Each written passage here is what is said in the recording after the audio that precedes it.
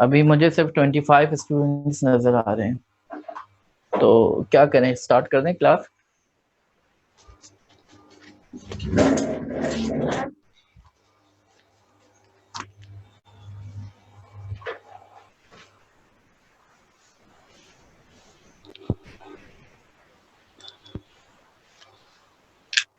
चले जी, स्टार्ट करते हैं क्लास।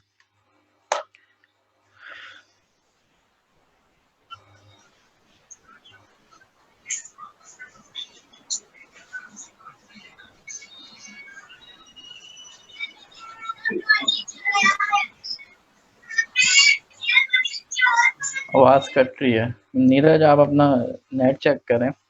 मैं यहाँ से साउंड बढ़ा देता हूँ।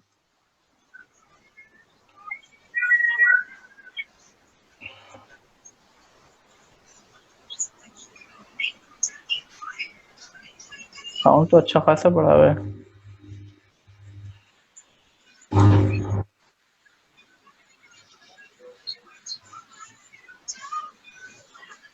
नीरज, आप अपने पास चेक करें, स्पीकर आपका सही है, वॉइस तो क्लियर आ रही है बिल्कुल।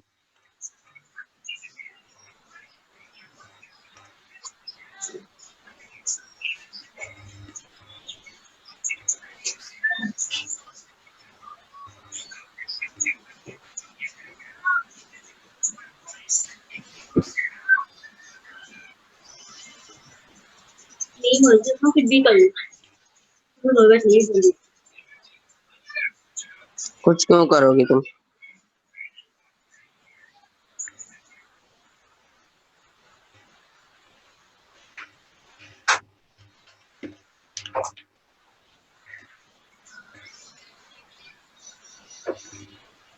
तो लास्ट क्लास में हमने जो है LSTM पढ़ लिया था, और हमने बात की थी कि हम जो है सीक्वेंशियल डेटा को किस तरीके से प्लॉट करके भी देख लिया था हमने सीक्वेंशियल डेटा को। सीक्वेंशियल डेटा पे किस तरीके से हम काम करेंगे, हम वहां पे पहुंच गए थे। ठीक है जनाब, यहाँ तक कि हमने कर लिया था।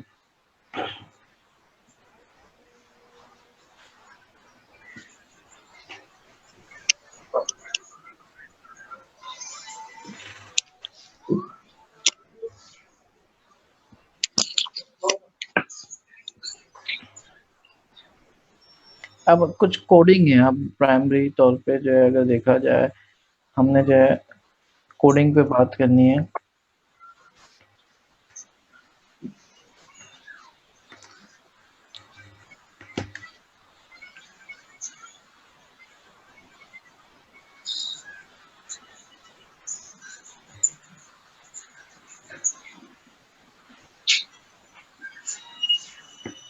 LSTM के थ्रू हम वेदर प्रोडिक्शन कराएंगे।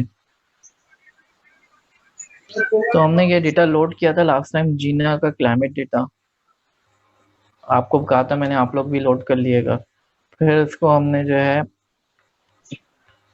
numpy में कन्वर्ट किया था। numpy में कन्वर्ट करने के लिए हमें पता है जितनी लाइंस हैं, और हेडर जो है, हेडर को हमने कॉमा से सेपरेट कर लिया था। तो हमारे पास लाइन में जो है हर कॉमा से पहले, कॉमा के बाद के एलिमेंट्स को हमने जो है इस तरीके से सेपरेट कर लिया था कॉमा की बेस के ऊपर। तो जितनी लेंथ ऑफ हेडर है उतने एलिमेंट्स की हमारे पास एरे होगी, कॉलम्स जितने बनेंगे, और जितनी लाइंस हैं वो उतनी रॉज होंगी। हमने इनुमरेट करके लूप चला के कॉमा से सेपरेट करके हमको हमने एक नंपाई की एरे में डाल दिया था। ये काम हम कर चुके थे लास्ट टाइम, हमने प्रिंट भी करा के देखा था।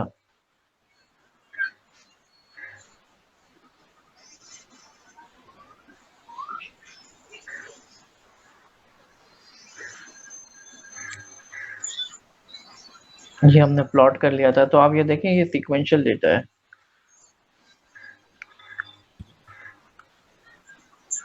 अब हम आगे चलते हैं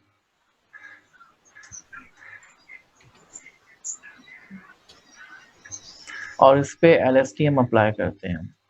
LSTM अप्लाई करने से पहले हमें डेटा को थोड़ा सा प्री प्रोसेस करना पड़ेगा।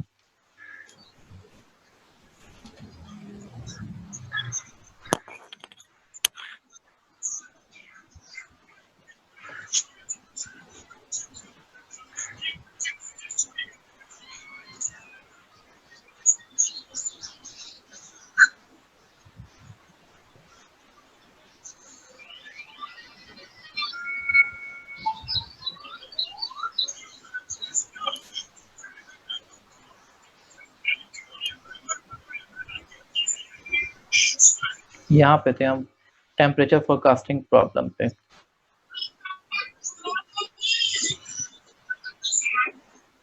अब अपने डेटा को हम नॉर्मलाइज कर लेते हैं।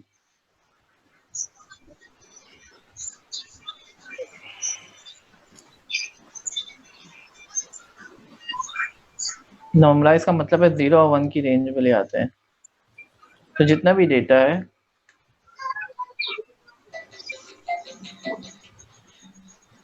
हेलो, कौन साहब? हाँ जी, कहाँ लेके आ जाओ?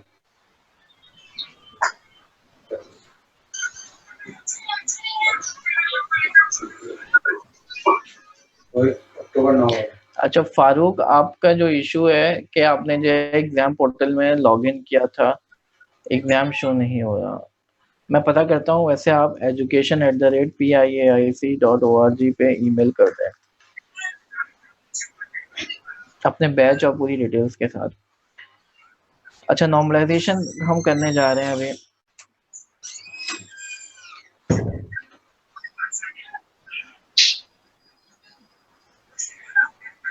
नीरज, आवाज का इशू आ रहा है तो यार अपने पास चेक करें ना आप। यहाँ से तो कोई प्रॉब्लम नहीं है। आप अपनी नेट की स्पीड बढ़वाएं, नेट का इशू होगा। अब हमने क्या करना है, डेटा को नॉर्मलाइज करना है। नॉर्मलाइज करने का मतलब ये है कि मीन से माइनस करके हर वैल्यू को उसमें से मीन माइनस करें और स्टैंडर्ड डेविएशन से डिवाइड कर दें, तो ये डेटा नॉर्मलाइज हो गया। जितनी भी वैल्यूज हैं उसका मीन निकाला हमने, मीन माइनस कर दिया डेटा में से और स्टैंडर्ड डेविएशन जो है उससे डिवाइड कर दिया,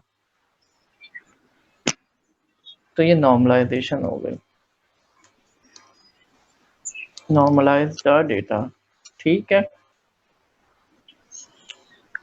अब अगले स्टेप में हमने जो है डेटा जनरेट कराना शुरू करना है।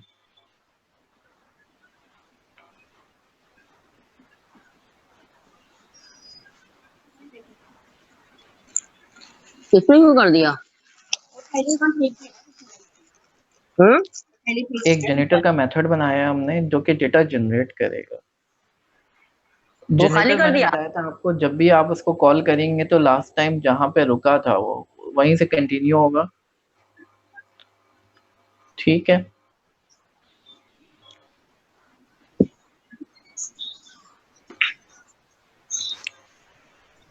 इसके कुछ आर्गुमेंट्स जा रहे हैं। पहली बात तो ये कि इसको डेटा हम पास कर रहे हैं, इस डेटा में से वो इंफॉर्मेशन निकालेगा, हमारे डेटा को प्रोसेस करके ऐसे फॉर्म में लेकर आएगा कि हम जो है उसको LSTM को पास कर सकें, ठीक है। अब इसमें एक आर्गुमेंट है लुक बैक। लुक बैक का मतलब है वो पास्ट का कितना डेटा अपने पास एरे में रखे, और एक है डिले। डिले बता रहा है कि फ्यूचर में कहाँ तक के कहाँ का डेटा दिखाना है। मिनिमम इंडेक्स है कहाँ से शुरू करना है, मैक्सिमम इंडेक्स कहाँ पे ख़त्म करना है। शफल का मतलब है डेटा को शफल ऐसे कर दिया जाए कि डेटा आगे पीछे हो जाए, डेटा की शफलिंग कर दी जाए पहले, ठीक है, रॉस की शफलिंग कर दी जाए। बैच साइज 128 रखे हमने, हम पूरे 128 रॉज उठाएंगे एक साथ। स्टेप साइज रखा है 6। ये कुछ आर्गुमेंट्स हैं जिसको समझने में आप लोगों को प्रॉब्लम होगी, तो मैं इंतहाई आराम आराम से बता रहा हूँ आप लोगों को।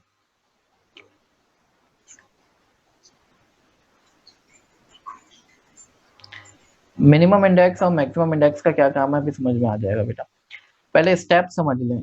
स्टेप का मतलब क्या है, अगर आप डेटा को देखें तो डेटा 10-10 मिनट के बाद का है।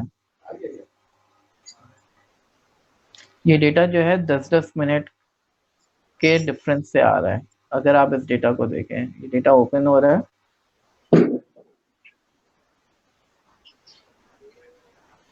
ठीक है। इस डेटा को देखें 10, 20, 30, 40, 12:10 पे डेटा आया, फिर 12:20 पे आया, 12:30 पे आया, 12:40 पे आया, 12:50, फिर 1 बजे आया।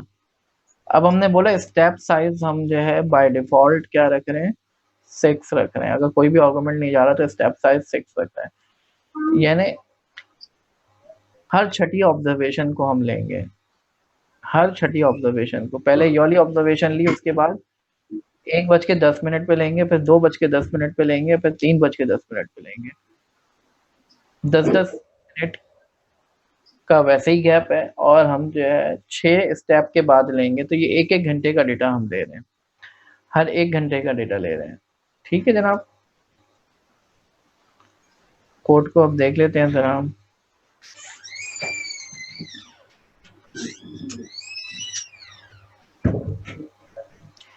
अगर मैक्सिमम इंडेक्स नहीं दिया है तो मैक्सिमम इंडेक्स क्या होगा, डेटा का बिल्कुल आखिर, डेटा का बिल्कुल आखिर। लेकिन डेटा का आखिर कौन सा होगा, जो डेटा आखिर में पड़ा हुआ है हमने वो नहीं लेना, बल्कि हमने फ्यूचर की प्रेडिक्शन भी करनी है ना, तो आखिर हम फ्यूचर कितने आगे जाके हम देखना चाह रहे हैं उसको माइनस करना पड़ेगा। तो मिसाल के तौर पर आप यूं समझें, अगर 100 एलिमेंट्स हैं, 1 से लेके 100 एलिमेंट्स तक मौजूद हैं, ठीक है, और मैंने कहा है कि मैं 10 स्टेप आगे की प्रेडिक्शन कर रहा हूँ, डिले मेरा 10 है, ठीक है, तो मैं डेटा कहाँ तक के रख सकता हूँ, मैं 90 तक रख सकता हूँ, क्योंकि 100 की तो मैं प्रेडिक्शन कर रहा हूँ। ठीक है, मैं 10 मिनट आगे की या 10 स्टेप आगे की प्रेडिक्शन कर रहा हूँ, तो मैं 90 तक का डेटा स्टोर कर सकता हूँ, राइट। तो पहली बात तो ये हो गई।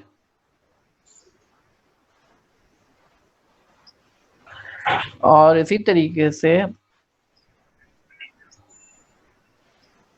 आई क्या होगा,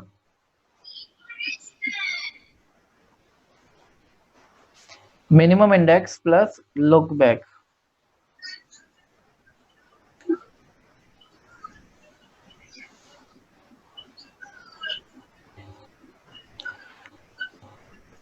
अच्छा देखो, दो चीजें हैं, एक है लुक बैक, हम कितना पीछे जाके देख सकते हैं, और एक है डिले, हम कितना आगे की प्रेडिक्शन करेंगे।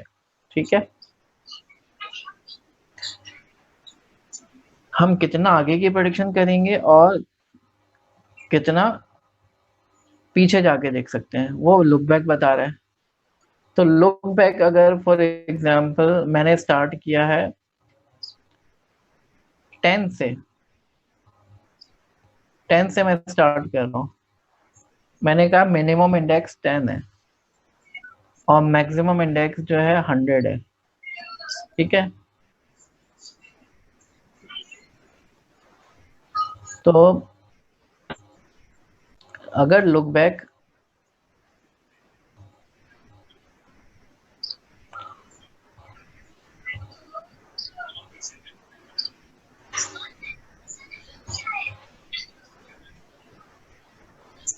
फाइव है, तो मुझे कहाँ से स्टार्ट करना चाहिए,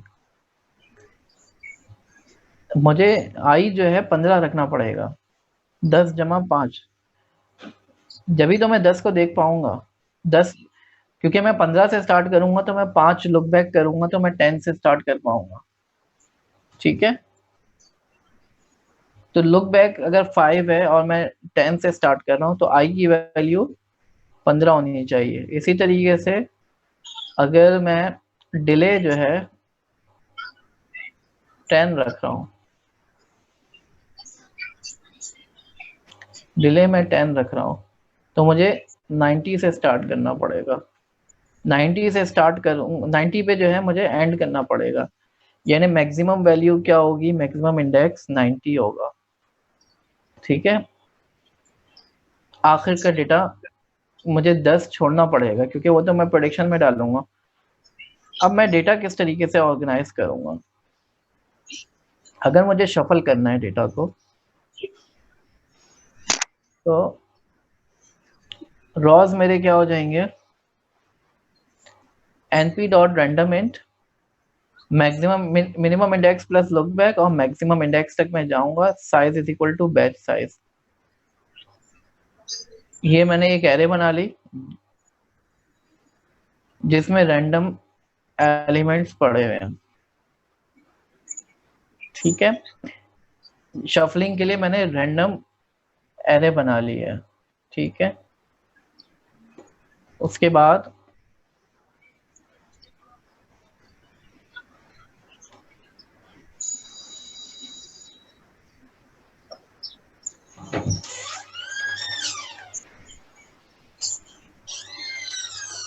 आ गया तू साथ जाके ना सोए तो मैं तो साथ सभी इंडियन कार्टून के सारे हिंदी कार्टून है, ये इंडियन नाम ही इसका वो है, बनाओ इसको। मेरा है अरे ये हिंदी कार्टून लगा है, नहीं हटाओ if इसे I जाओ। plus batch size is greater than equal to maximum index, अगर बैच साइज में हम जितने एलिमेंट्स हम उठा रहे हैं, अगर हम आखिर में होंगे हम सारे एलिमेंट्स नहीं उठा सकते, तो हम जो है minimum index plus look back कर लेंगे, वो आई की वैल्यू आ जाएगी।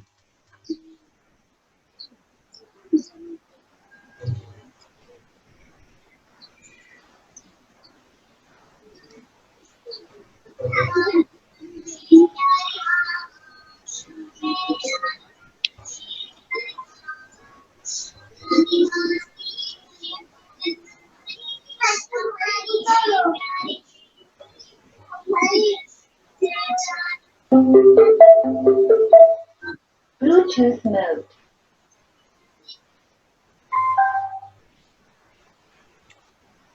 ठीक है जनाब, अब हम क्या करेंगे,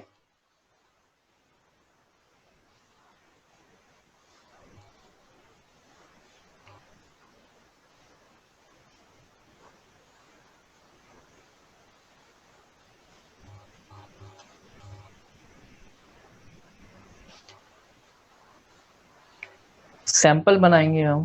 सैंपल क्या होगा, हमारे पास सैंपल होना चाहिए और टारगेट होना चाहिए। जी शकीब, हेलो, रिपीट कर दें सर। वालेकुम सलाम, जरा जोर से बोलें, लाउड। सर कोड एक बार रिपीट कर दे, समझ में नहीं आ रहा ये क्या हो रहा है बिल्कुल भी। अच्छा ठीक है, मैं एक दफ़ा इसको पूरा कंप्लीट कर लूँ, फिर मैं दोबारा भी समझाता हूँ। एक ओ, दफ़ा कंप्लीट हो जाएगा ना, फिर समझ में आ जाएगा आपके।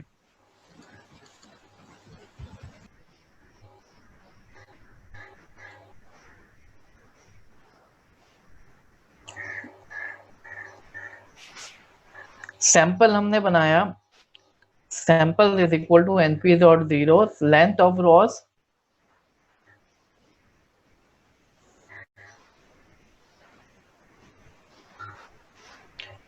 इतनी रॉस, ठीक है।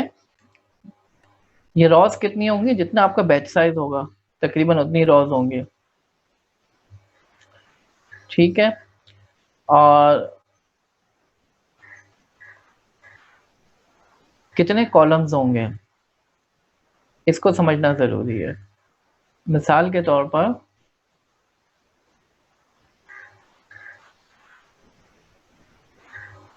म्यूट तो मैंने कर दिया सबको,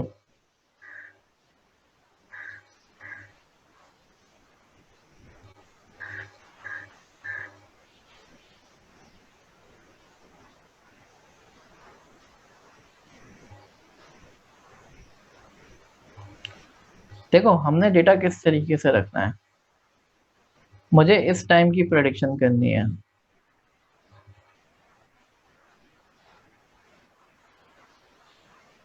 इस टाइम की प्रेडिक्शन करनी है मुझे, ठीक है।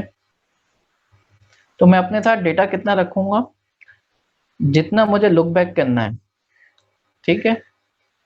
मिसाल के तौर पर 5 लुक बैक करना है, तो मैं 5 पीछे का डेटा अपने पास रखूंगा, ठीक है। 5 स्टेप पीछे का मैं डेटा अपने पास रखूंगा, 1 2 3 4 5, ये 5 स्टेप पीछे का डेटा रख के मैं करंट की प्रेडिक्शन करूंगा। ये मेरा टारगेट होगा, ठीक है, ये मेरा टारगेट होगा और ये मेरा सैंपल होगा, ठीक है। तो सैंपल में अब ये मैं एक थोड़ी रखूंगा, इस तरीके के मैं कई रॉज रखूंगा। ये तो एक रॉ में जो है आप इस तरीके से डेटा रखोगे, ये पूरा एक रॉ है। इस तरह की कई रॉज होंगी आपके पास, ठीक है जनाब। इस तरह की कई रॉज होंगी जिसका डेटा आप अपने पास रख रहे होगे। तो मेरे पास लेंथ ऑफ रॉज आ गई, कितनी रॉज रखनी है डेटा की। और लुक बैक को मैं स्टेप से भी डिवाइड करूंगा, कितना लुक बैक करना है। लेकिन मैं लुक बैक अगर मेरा 10 है और स्टेप साइज 2 का है तो 5 ऑब्जर्वेशन मैं अपने पास रखूंगा।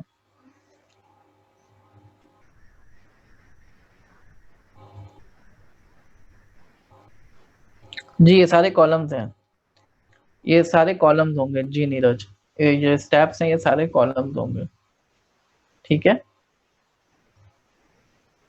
समझ आ गई बात?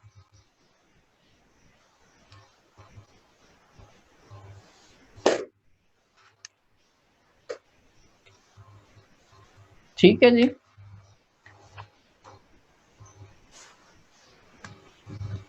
तो मैं अपने पास पास्ट का डेटा रख रहा हूँ, टाइम स्टेप में पीछे का डेटा मैं अपने पास रख रहा हूँ। एक रॉ नहीं होगी बल्कि कई रॉज होंगी। हर रॉ में क्या कर रहा हूँ मैं पास्ट का डेटा रख रहा हूँ और उसकी बेस पे मैं टारगेट को प्रेडिक्ट कर रहा हूँ। अब पास्ट का डेटा भी कई है ना, एक डेटा थोड़ी है हमारे पास पास्ट का। मिसाल के तौर पर 10 मिनट पहले का डेटा हमारे पास, जिसमें प्रेशर भी आ रहा होगा, टेम्परेचर भी आ रहा होगा, RH भी आ रहा होगा, VP मैक्स भी आ रहा होगा, VP एक्ट भी आ रहा होगा और बहुत सारी चीजें आ रही होंगी, ठीक है।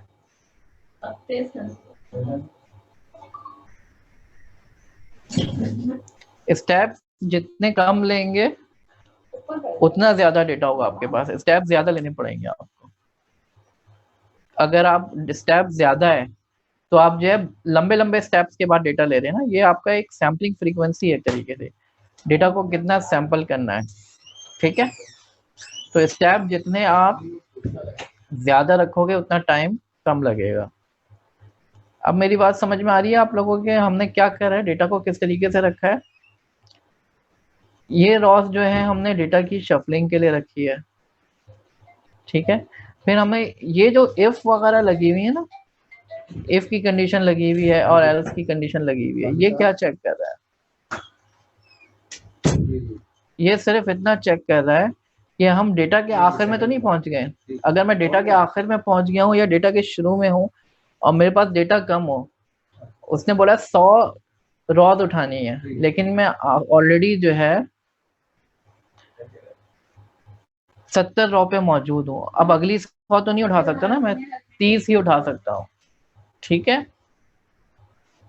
इसको रन करते हैं।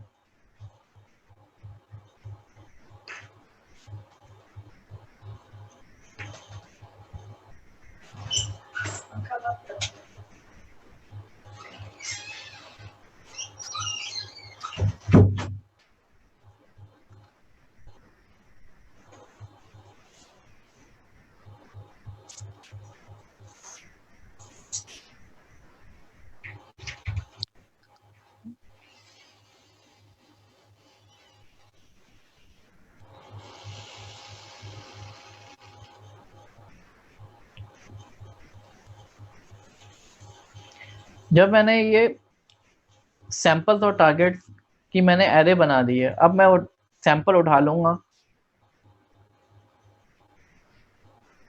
डेटा में से, जो इंडेक्सेस मेरे सेलेक्ट हुए हैं, जो रॉज मेरी सेलेक्ट हुई हैं, उसमें से लुक बैक को माइनस करके मैं अपने सैंपल्स बना लूंगा और टारगेट बना लूंगा।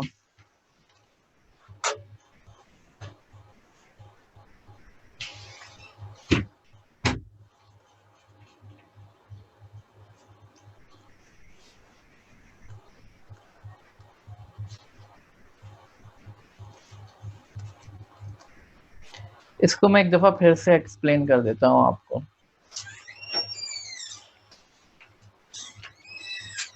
अगर मैं मैक्सिमम इंडेक्स नहीं दिया मैंने, तो मैक्सिमम इंडेक्स क्या होगा, बिल्कुल आखिर का एलिमेंट। लेकिन हमें क्योंकि फ्यूचर की प्रेडिक्शन करनी है, तो हम जो है थोड़ा पहले रुकेंगे। ठीक है, मिसाल के तौर पर ये मेरा डेटा पड़ा हुआ है, ठीक है।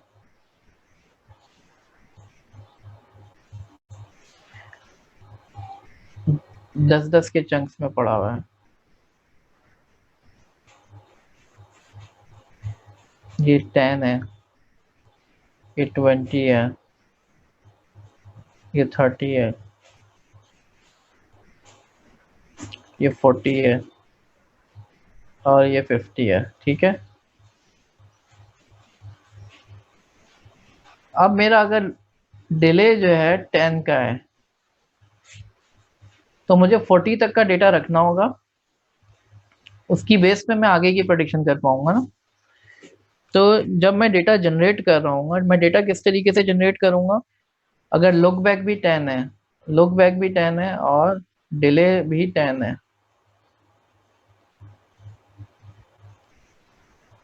लुक बैक भी 10 है,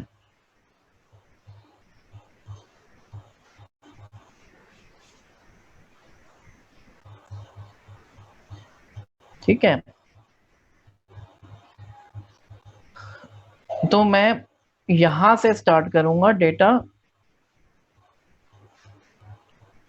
मैं क्या करूंगा, मैं बोलूंगा कि यहां से लेके यहां तक के पास का डेटा मौजूद है, तो फिर मैं 10 स्टेप आगे की प्रेडिक्शन करूंगा, यहाँ की प्रेडिक्शन कर पाऊंगा। फिर मैं यहाँ से लेके यहाँ तक के डेटा रखूंगा, तो मैं 10 स्टेप आगे की प्रेडिक्शन कर पाऊंगा।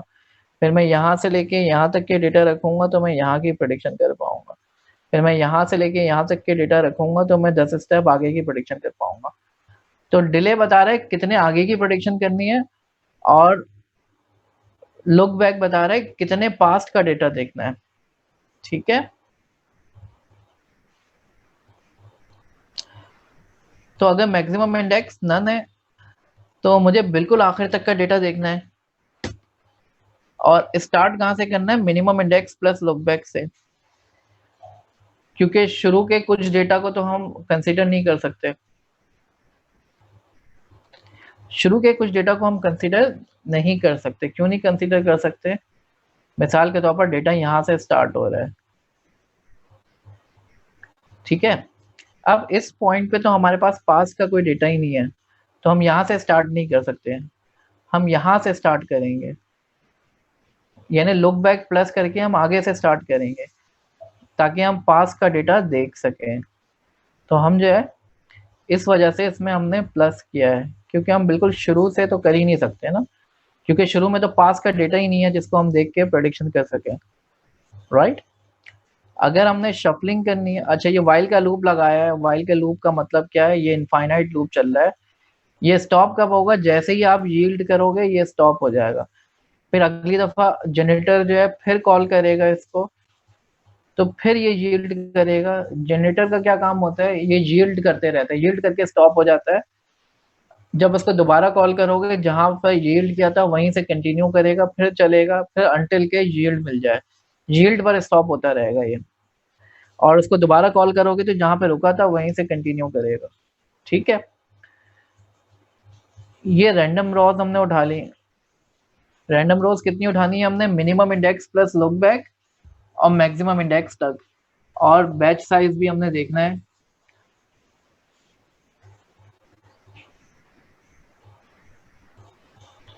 इतने बाय इतने की रॉज रैंडम नंबर बना दिया हमने, ठीक है। अब i plus batch size is greater than equal to maximum index, यानी आई जो है जहां पे हम यहाँ पे मौजूद है, मिसाल के तौर पर हमें ये चेक करना पड़ेगा कि हम आखिर में तो नहीं पहुंच गए। अगर हम यहाँ पे होते और हमारा बैच साइज 100 का होता, तो हम पूरा तो नहीं उठा सकते ना, इसके बाद तो थोड़ा सा ही डेटा पड़ा हुआ है, तो हमें यहाँ पे स्टॉप करना पड़ेगा। और i is equal to minimum index plus look back. Minimum index में हम कितना लुक आगे तक जा सकते हैं, हमने उसका डेटा देखते हुए जो है आई की वैल्यू को सेट किया। ये रॉज हमने बना ली, ये रैंडमली रॉज बन रही है, और ये जो है लास्ट टाइम जहां पे हम रुके थे उसके आगे से रॉज बनेंगे। I is equal to rows is equal to NB dot range i, कहाँ से स्टार्ट करना है, हमने कितनी रॉज उठानी है हमने वो देखना है ना। तो आई से स्टार्ट करेंगे और मैक्सिमम इंडेक्स तक हम जाएंगे आइडियली, लेकिन हो सकता है कि मैक्सिमम इंडेक्स जो है हमारा, जब आई प्लस बैच साइज हम करें तो मैक्सिमम इंडेक्स से बाहर निकल जाए हम। क्या मतलब हुआ इसका, अगर हम इस पॉइंट पे होते और हमें 100 बैच चाहिए होते हैं, 100 एलिमेंट्स चाहिए होते, तो हम यहाँ से 100 नहीं उठा सकते। तो हमें देखना होगा कि या तो मैक्स इंडेक्स देखें या आई प्लस बैच साइज, जो भी छोटा होगा हम उसको कंसिडर करेंगे। उतने एलिमेंट्स के सैंपल बनाए, टारगेट बनाए, और ये वैल्यूज जो है उठा के फिर सैंपल के अंदर और टारगेट के अंदर डालना शुरू कर दी। बहरहाल इसको मैं समराइज करूं, अगर ये थोड़ी सी कॉम्प्लेक्स कैलकुलेशन है, इसकी सिंपल सी समरी ये है कि ये आपके पास डेटा है, ठीक है, आपने जो है मिनिमम इंडेक्स से उठाना है मैक्सिमम इंडेक्स तक, ठीक है। लुक बैक बता रहे हैं हमने पीछे देखना है और उसकी बेस पे हमने आगे की प्रेडिक्शन करनी है। मैं यहाँ पर हूँ तो यहाँ से जो है मैं 10 स्टेप आगे की प्रेडिक्शन कर सकता हूँ, ठीक है। 10 स्टेप पीछे को देखते हुए 10 स्टेप आगे की प्रेडिक्शन कर सकता हूँ।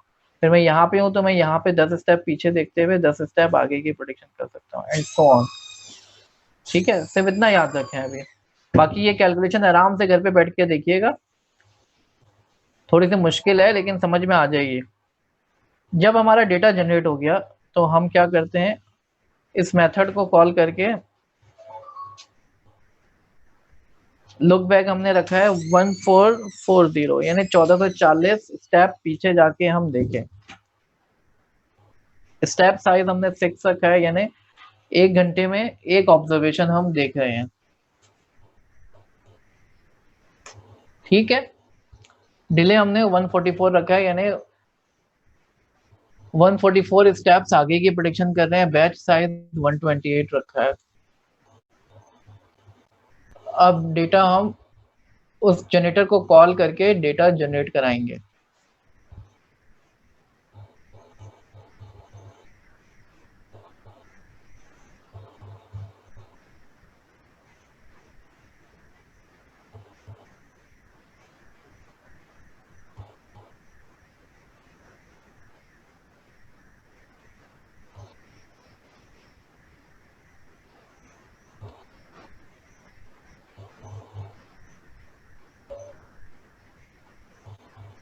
देखो, ट्रेनिंग डेटा जनरेट कराते हुए हमने जो है मिनिमम इंडेक्स 0 रखा, मैक्सिमम इंडेक्स रखा 200,000। वैलिडेशन डेटा जनरेट कराते हुए हम 200,001 से स्टार्ट करेंगे, यानी ट्रेनिंग डेटा जहाँ पे खत्म हुआ उसके आगे से वैलिडेशन डेटा हम जनरेट कराने की कोशिश करेंगे। और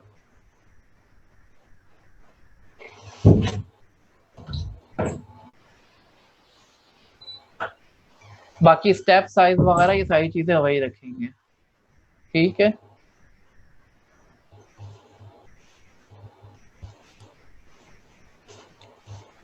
और टेस्ट डेटा भी इसी तरीके से 300,001 से स्टार्ट करेंगे।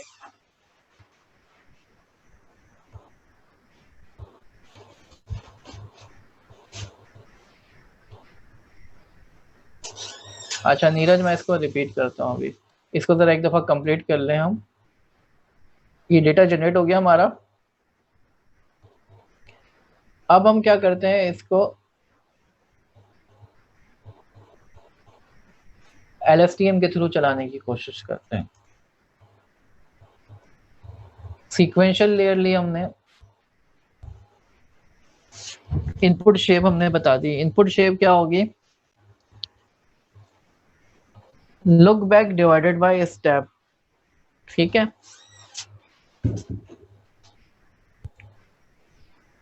लुक बैक का मतलब है हम कितना पीछे देखेंगे, और स्टेप से डिवाइड कर दिया हमने, क्योंकि अगर मैं 100 एलिमेंट्स पीछे देख रहा हूँ लेकिन मैं 10-10 के स्टेप पे जा रहा हूँ तो मैं 10 देख सकता हूँ। अगर मैं 200 पीछे देख रहा हूँ, 200 एलिमेंट्स पीछे देख रहा हूँ लेकिन मैं स्टेप साइज रख रहा हूँ 10 का, तो मैं सिर्फ 20 को देख सकता हूँ। तो स्टेप से डिवाइड करना पड़ेगा मुझे। तो एक जो रॉ होगी उसमें आपके पास किस तरीके से डेटा पड़ा होगा, ये मैं एक दफा फिर से आप लोगों को एक्सप्लेन कर देता हूँ।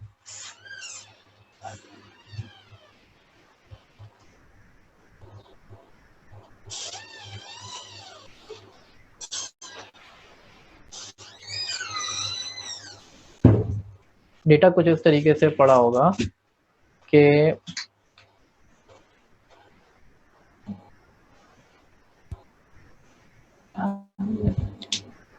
आपके पास पास्ट का डेटा पड़ा होगा पहले, ठीक है,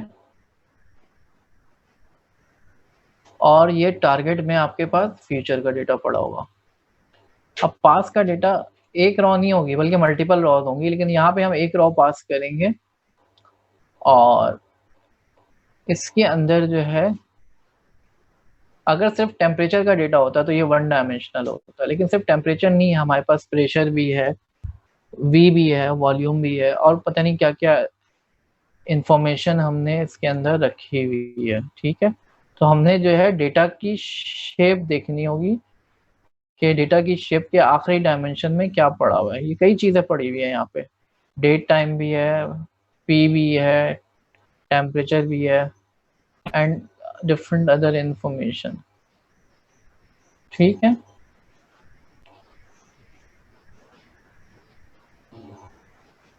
अच्छा, हम इसको LSTM के थ्रू चलाने की कोशिश करते हैं। ये तो उन्होंने जो है सिंपल डेंस से चलाने की कोशिश की थी, हम LSTM से चलाने की कोशिश करते हैं, बल्कि GRU के थ्रू हम चलाते हैं, gated recurrent unit. Gated recurrent unit जो है ये LSTM की तरह ही है, जो कि सीक्वेंशियल डेटा की प्रोसेसिंग के लिए इस्तेमाल किया जाता है। GRU लगाया हमने सीक्वेंशियल के अंदर, और इनपुट शेप जो है none of float dot data dot shape -1। फिर डेंस लगा दिया हमने, क्योंकि हमने जो है ये रिग्रेशन अप्लाई करनी है हमने यहाँ पे हमारी कौन सी प्रॉब्लम है, रिग्रेशन की प्रॉब्लम है। हम प्रेडिक्शन कर रहे हैं, टाइम स्टेप अहेड की प्रेडिक्शन कर रहे हैं हम, ठीक है। तो हमारे पास लास्ट लेयर में कोई एक्टिवेशन फंक्शन नहीं होना चाहिए, क्योंकि रिग्रेशन की प्रॉब्लम है।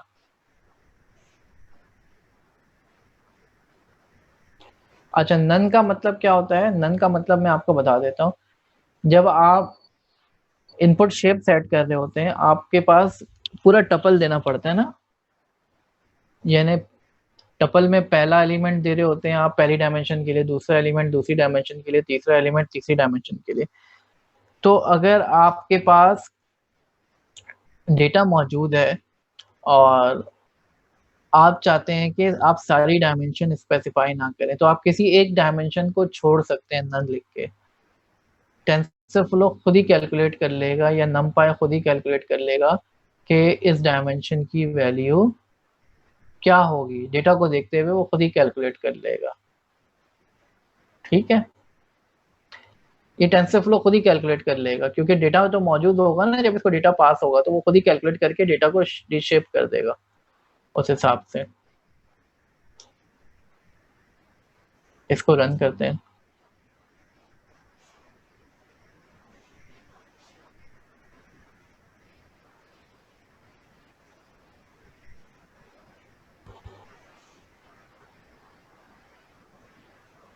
जी सैमसंग, क्वेश्चन। अस्सलाम सर, मेरा ये क्वेश्चन था। जी सर आपको आवाज आ रही है? जी जी आ रही है आवाज। सर वो जो आपने असाइनमेंट दिया था उसका स्टेप 3 जो था वो मुझे थोड़ा समझ नहीं आया। वो मैंने कोशिश की थी करने की लेकिन नहीं हो पा रहा वो।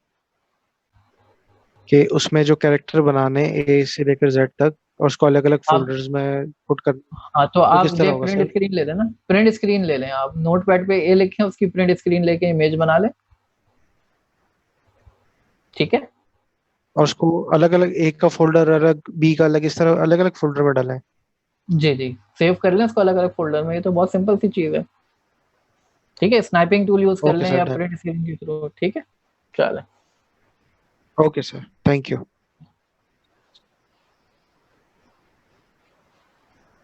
अच्छा, अब मैं इसको एक दफ़ा एक्सप्लेन कर देता हूँ।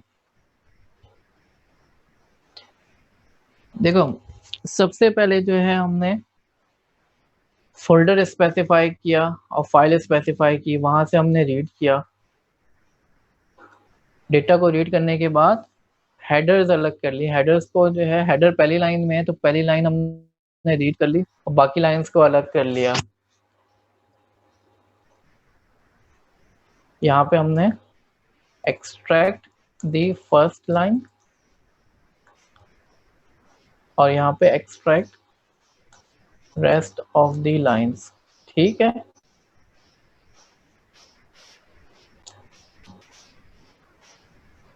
रीड द फाइल,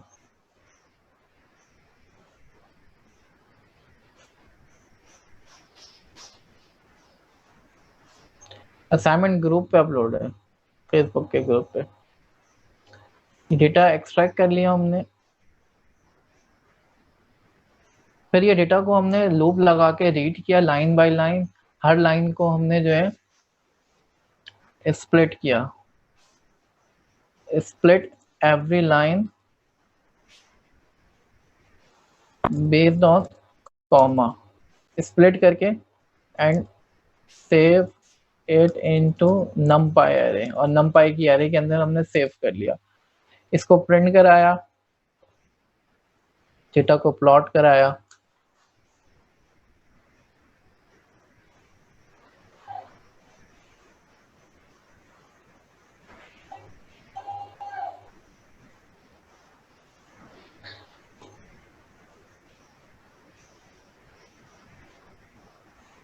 ठीक है, डेटा को प्लॉट किया।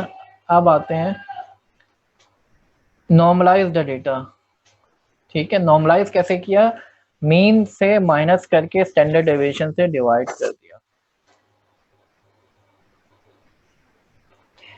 अब इसमें जो है मैंने आपको बताया था, लुक बैक का मतलब है कितने पास्ट में देखना है, डिले का मतलब जो है कितने फ्यूचर में देखना है, मिनिमम इंडेक्स मैक्सिमम इंडेक्स। अगर maximum index is not specified, अगर मैक्सिमम इंडेक्स स्पेसिफाई नहीं किया, we will set it to very end of the data, data के बिल्कुल आखिर तक रखेंगे, लेकिन बिल्कुल आखिर तक नहीं रख सकते हम। इसकी वजह यह है कि हमने जो है फ्यूचर की प्रेडिक्शन भी करनी है ना, तो हम जो इतने आखिर तक जा सकें कि हम फ्यूचर की प्रेडिक्शन करने के काबिल हों, तो डिले को माइनस करना होगा उसमें से, हम बिल्कुल आखिर तक नहीं जा सकते। क्या मतलब हुआ, अगर मेरे पास ये डेटा है तो मैं यहाँ पर रहूँगा तो मैं फ्यूचर की प्रेडिक्शन तो नहीं कर सकता ना आगे की, मुझे कम से कम इतना पीछे तक रहना पड़ेगा, यहाँ तक के मैं जा सकता हूँ, ठीक है। तो मैक्सिमम इंडेक्स कहाँ तक के होगा, यहाँ तक के। यहाँ पे रहते हुए मैं आखिर की प्रेडिक्शन कर सकता हूँ, अब बिल्कुल आखिर की, यहाँ पे रहते हुए मैं यहाँ की प्रेडिक्शन कर सकूंगा, राइट। अगर यूजर ने कहा है कि अच्छा, इसी तरीके से आई की वैल्यू भी ऐसे ही सेट कर दी, set i to the very start of the data, बिल्कुल स्टार्ट ऑफ द डेटा पे रखेंगे, ठीक है जनाब।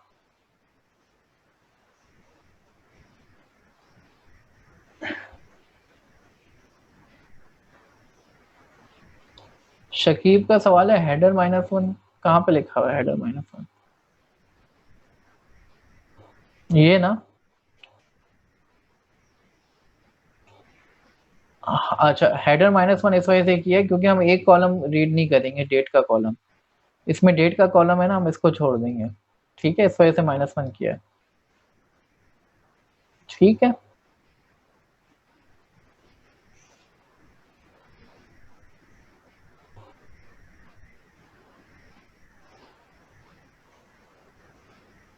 अच्छा देखो नीरज, इसको मैं एक्सप्लेन करता हूँ। देखो बेटा, ये डेटा है तुम्हारे पास, आपको क्या करना है, फ्यूचर की प्रेडिक्शन करनी है पास्ट की बेस के ऊपर। लुक बैक बताएगा कितना पीछे जा सकते हो आप। तो अगर आप 0 पे खड़े हो गए तो आपके पास पास्ट तो होगा ही नहीं ना, आई की वैल्यू 0 नहीं रख सकते आप, तो आपके पास कोई पास्ट ही नहीं होगा। आई की वैल्यू अगर लुक बैक 10 है तो आपको 10 पे खड़े हो गए तो 0 की प्रेडिक्शन कर सकोगे। सॉरी 10 पे खड़े हो गए तो आपको जो है 10 एलिमेंट्स पास्ट के मिल सकते हैं। तो इस वजह से आपको लुक बैक को प्लस करना पड़ेगा आई में लुक बैक को प्लस करना पड़ेगा, पहली बात तो ये, ठीक है।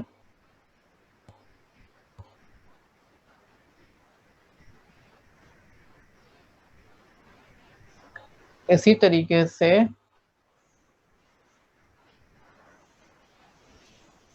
मैक्सिमम इंडेक्स में से आपको जो है डिले को माइनस करना पड़ेगा, क्योंकि आप यहाँ पे अगर खड़े हो गए बिल्कुल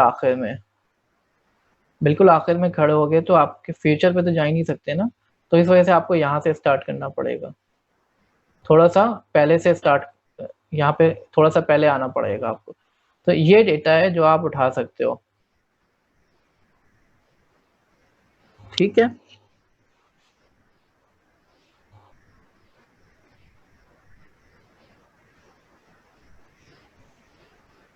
जी, फ्यूचर की प्रेडिक्शन पीछे के डेटा को देख के थोड़े से आगे की प्रेडिक्शन करानी है, तो इस वजह से आपको अलाइन करना पड़ेगा ना। आप बिल्कुल 0 पे आ जाओगे तो आपके पास पास्ट का डेटा ही नहीं होगा, या आप बिल्कुल एंड पे आ जाओगे तो आप फ्यूचर की प्रेडिक्शन कैसे करोगे, फ्यूचर का डेटा नहीं होगा आपके पास, ठीक है।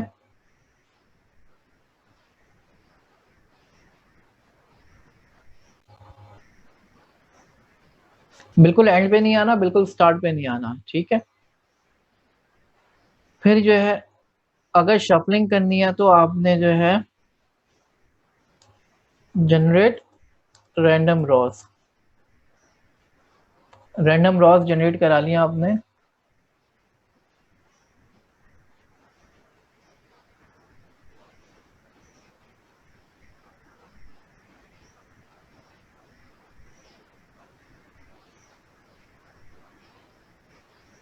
ये रैंडम रॉस जनरेट करा ली। अगर यूजर ने शफल करने को कहा है, यूजर ने शफल करने को नहीं कहा है तो हम लास्ट में जहां पे थे, आई हमारा जो भी था लास्ट में,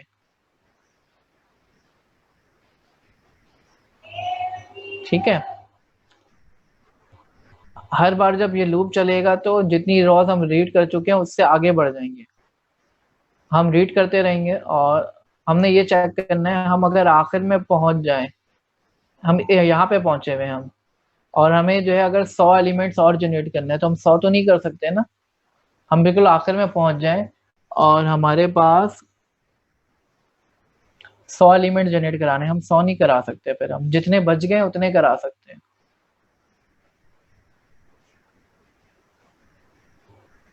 स्टेप साइज 6 से भी कम रख सकते हैं शुमैसा।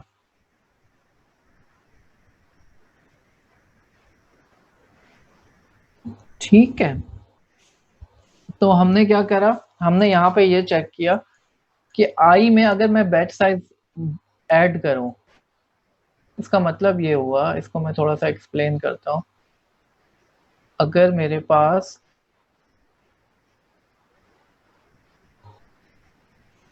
ये 100 है, ठीक है, और मैं पहुंच गया हूँ यहाँ पे डेटा जनरेट करते हुए 90 पे, और मेरा जो बैच साइज है वो 30 का है, तो क्या मैं 30 एलिमेंट्स जनरेट करा सकता हूँ यहाँ से?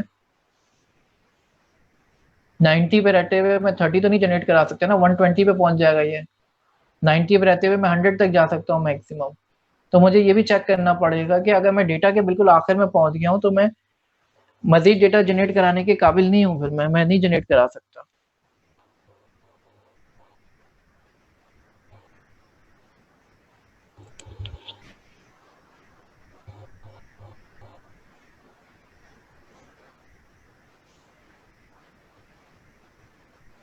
ठीक है,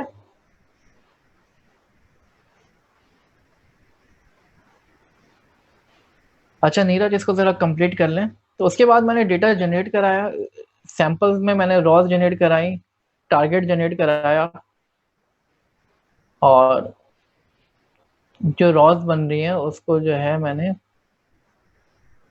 जनरेट करा के, जो भी रॉज बन रही है, ठीक है, उस पर रेंज जनरेट करा के मैंने जो है डेटा को इसके अंदर डाल दिया। उसके बाद इसको मैंने रन करा,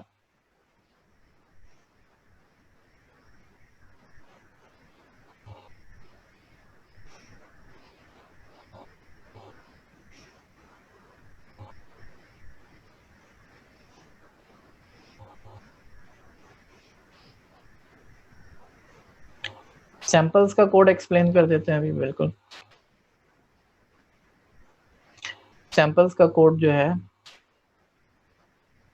ये जो कोड है ना, सैंपल का साइज कितना होगा ये मैंने आपको पहले भी समझाया था कि इसमें आपको जो है पहले आपको देखना है कि कितनी रॉज होंगी, जितने बैच साइज होगा आपका उतनी रॉज होंगी, ठीक है,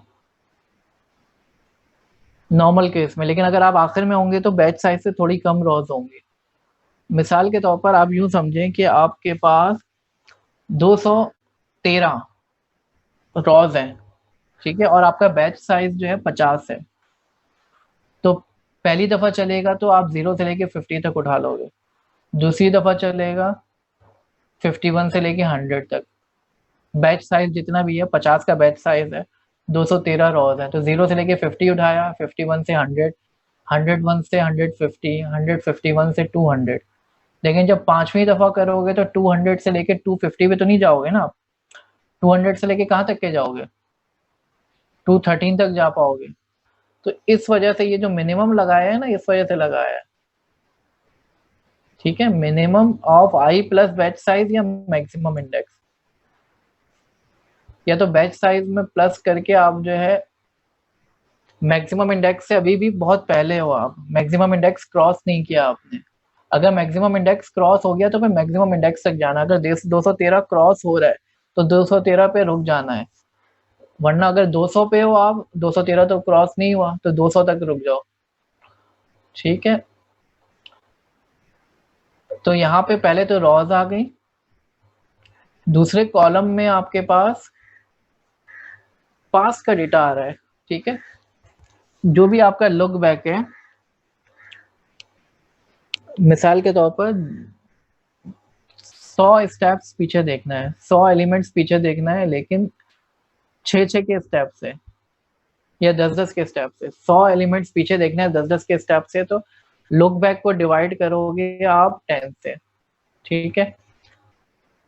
अगर मिसाल के तौर पर 200 एलिमेंट्स पीछे देखना है लेकिन 10-10 के स्टेप से, तो आप 20 वैल्यूज निकाल सकते हो।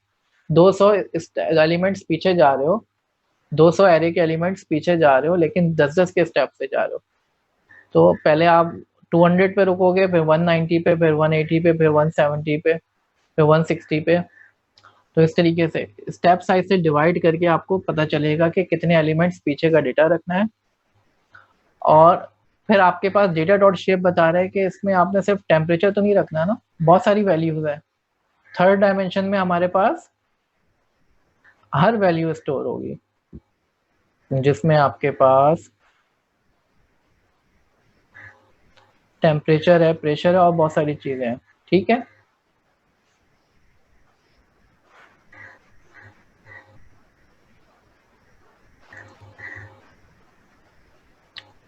फिर आगे चलते हैं। अब हमारे पास रॉज में आ गया कि हमने जो है इनुमरेट किया रॉज में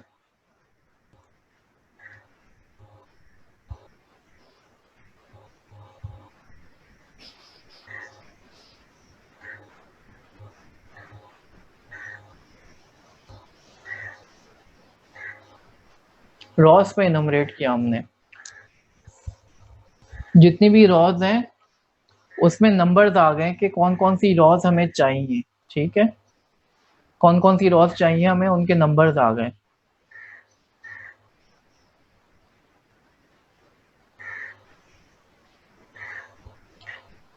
तो इंडाइसेस हमने कैसे निकाला, range of Ross J minus look back.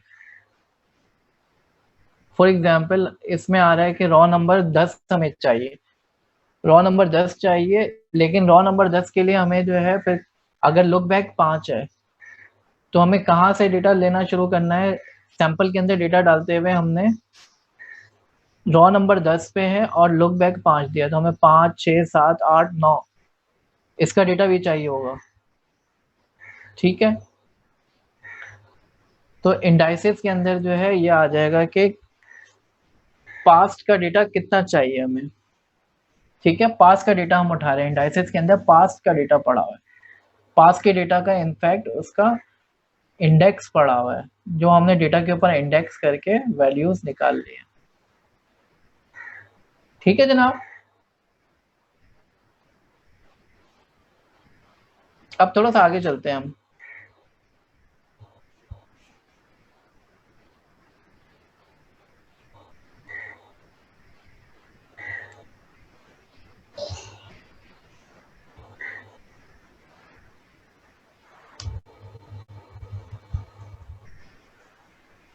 या अब मैं आप लोगों को 10 मिनट दे रहा हूं, आप लोग जरा इसको देख लें।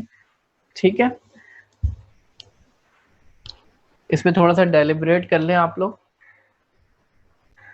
10 मिनट दे रहा हूं मैं आप लोगों को, अपने पास चलाएं जरा ये code.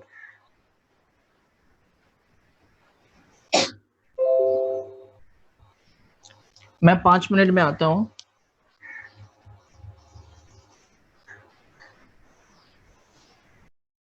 New lectures on really, आप उन लेक्चर्स को देख लें। ठीक है, इंशाल्लाह फिर मैं असाइनमेंट शेयर कर दूंगा आप लोगों से।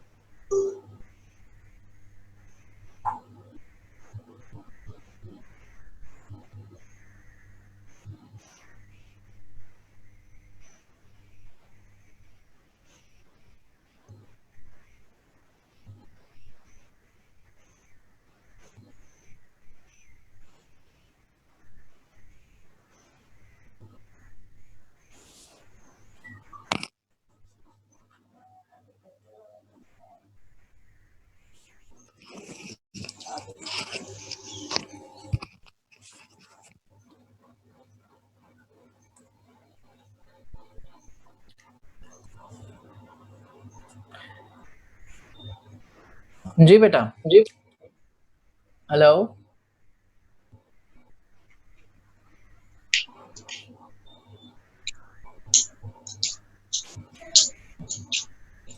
आगे चलें, आगे कंटिन्यू करते हैं फिर, अगर आप लोग प्रैक्टिस नहीं कर रहे हैं तो।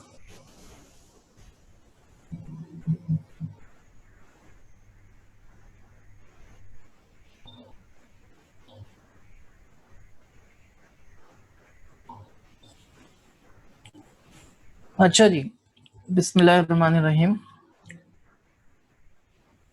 हमने ड्रॉप आउट का तरीका तो पढ़ा है कि जिसको हम इस्तेमाल करके जो है ओवरफिटिंग को ख़त्म कर सकते हैं, लेकिन ये ड्रॉप आउट लेयर जो है रिकरेंट न्यूरल नेटवर्क में इतने अच्छे तरीके से काम नहीं करती। पहली बात तो ये समझने की है कि जो बैक प्रोपगेशन होती है नॉर्मल न्यूरल नेटवर्क में थ्रू लेयर्स होती है, बैक प्रोपगेशन थ्रू लेयर्स होती है।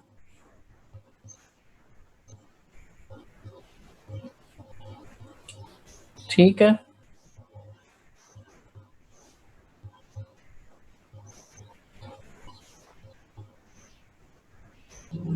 ये लेयर्स हैं, इसके थ्रू बैक प्रोपगेशन हो रही होती है। ठीक है, लेकिन जो रिकरेंट न्यूरल नेटवर्क है उसमें बैक प्रोपगेशन थ्रू टाइम हो रही होती है। ये एक आरएनएन का यूनिट है, ये जो भी आउटपुट कर रहा होता है ये फीड हो रहा होता है इसी को। ठीक है, आरएनएन यूनिट, आरयू कह दूं अगर मैं इसको, ये बैक प्रोपगेशन थ्रू टाइम हो रही होती है, इसमें अपने आप के अंदर ही बैक प्रोपगेशन कर रहा होता है, क्योंकि अपने आप को ही फीड कर रहा होता है। यहाँ पे तो एक लेयर का आउटपुट अगले लेयर को फीड हो रहा है ना, यहाँ पे इसका आउटपुट इसी को फीड हो रहा होता है। ठीक है, तो एक लेयर के एक नोट के अंदर ही जो है बैक प्रोपगेशन हो रही होती है। ये बात समझ में आ रही है?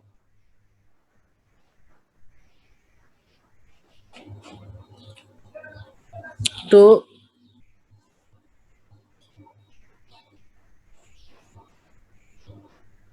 नहीं समझ में आ रहा?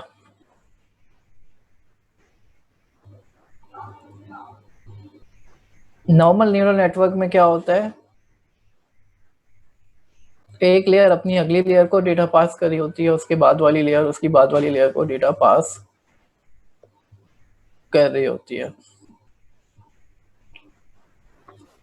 ठीक है,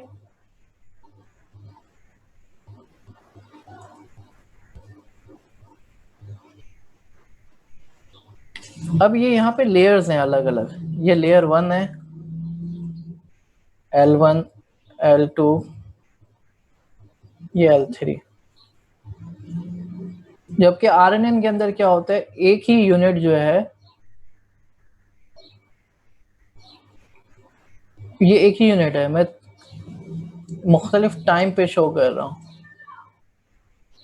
ये टाइम 0 पर है, t इज इक्वल टू 0 पे वही यूनिट है, t1 पे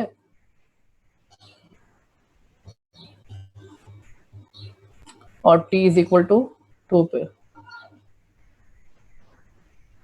ठीक है, एक ही यूनिट है।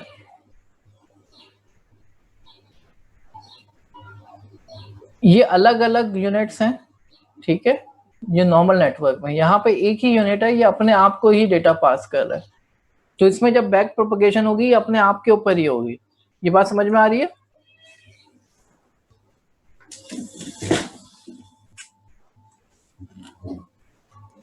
ठीक है जी,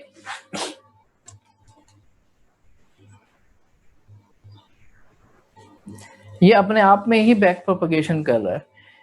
तो इसको बैक प्रोपगेशन थ्रू टाइम, एक ही यूनिट है जो डिफरेंट टाइम में अपने ऊपर काम कर रहा है, तो बैक प्रोपगेशन थ्रू टाइम हो रही है। जबकि नॉर्मल न्यूरल नेटवर्क में क्या होता है, बैक प्रोपगेशन थ्रू लेयर्स हो रही होती है।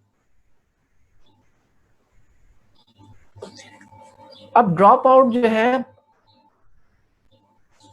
अगर आप लगाते हो एक लेयर में, यहाँ पे ड्रॉप आउट की वैल्यू कुछ और होती है, यहाँ पे कुछ और होती है, यहाँ पे कुछ और होती है। ठीक है, मिसाल के तौर पर यहाँ पे 20% वैल्यूज ड्रॉप हो रही है, यहाँ पे 30% हो रही है, यहाँ पे 40% हो रही है ड्रॉप आउट। Right students? तो यही चीज रिकरेंट न्यूरल नेटवर्क पे भी हो रही होगी। यहाँ पे कुछ वैल्यूज ड्रॉप हो रही होंगी, यहाँ पे कुछ वैल्यूज, हालांकि एक ही यूनिट है लेकिन डिफरेंट टाइम पे डिफरेंट वैल्यूज ड्रॉप हो रही हैं। यूनिट एक ही है लेकिन डिफरेंट टाइम पे डिफरेंट वैल्यूज ड्रॉप हो रही हैं, डिफरेंट परसेंटेज ड्रॉप आउट की है, ड्रॉप आउट मास्क चेंज हो रहा है। तो ये नहीं होना चाहिए। तो हम रिकरेंट ड्रॉप आउट यूज करेंगे तो ये चीज नहीं होगी, यानी drop out mask different time पे सेम ही रहेगा। एक यूनिट के लिए ड्रॉप आउट मास्क सेम ही होना चाहिए, ड्रॉप आउट मास्क वेरी नहीं करना चाहिए। The same dropout mask, the same pattern of dropout unit should be applied at every time step. Her time step पे सेम ड्रॉपआउट मास्क अप्लाई होना चाहिए।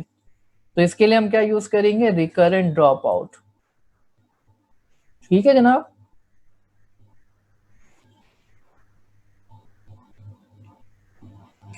So a constant dropout mask should be applied to the inner recurrent activities of the layer.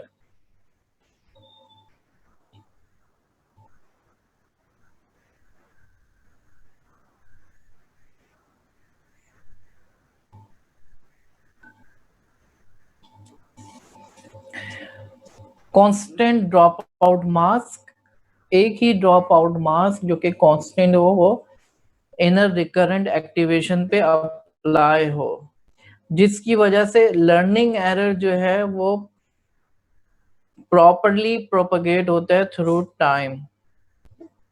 ठीक है, learning process खराब नहीं होता, वरना खराब हो जाएगा अगर different drop out mask apply करें। तो इसको कैसे अप्लाई करते हैं कीरास में, आप एक रिकरेंट ड्रॉप आउट की वैल्यू सेट कर देते हैं। दो वैल्यूज होती हैं जो आप सेट कर सकते हैं जीआरयू के अंदर, ड्रॉप आउट और रिकरेंट ड्रॉप आउट, ये दोनों सेट करना पड़ेगा। ठीक है, तो करते हैं ये काम, करके देखते हैं।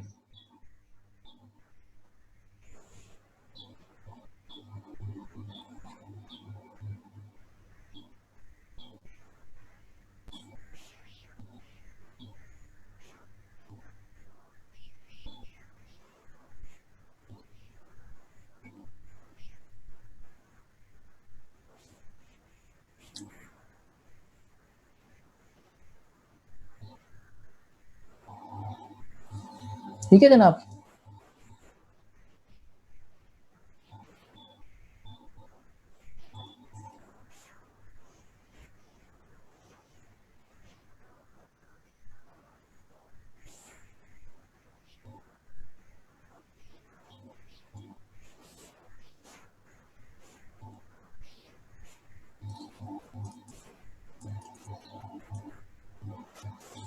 तो हमने रिकरेंट ड्रॉप आउट लेयर लगाई, तो आप देखेंगे इससे परफॉर्मेंस थोड़ी सी बेहतर हो जाती है।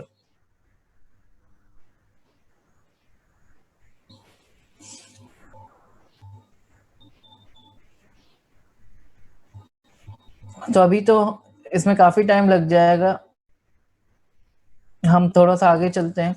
एक और काम हम कर सकते हैं, मल्टीपल रिकरेंट लेयर्स हम लगा सकते हैं। एक और काम हम क्या कर सकते हैं, मल्टीपल रिकरेंट लेयर्स लगा सकते हैं।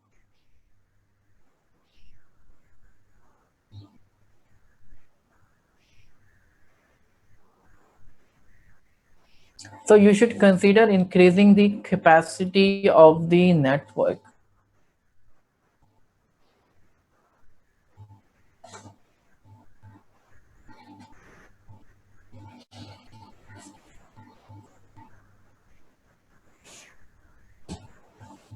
नहीं, नया टॉपिक नहीं है, बहुत सिंपल सी चीज है, आपने सिर्फ ड्रॉप आउट यूज करना है, और ड्रॉप आउट कौन सा वाला यूज करना है, रिकरेंट यूज करें तो ज्यादा बेहतर है।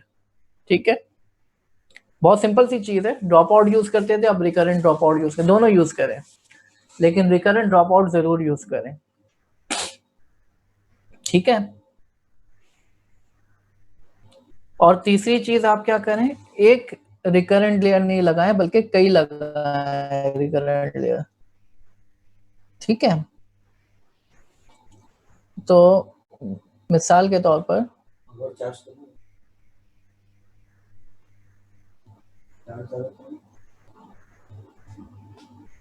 निकाल लिया,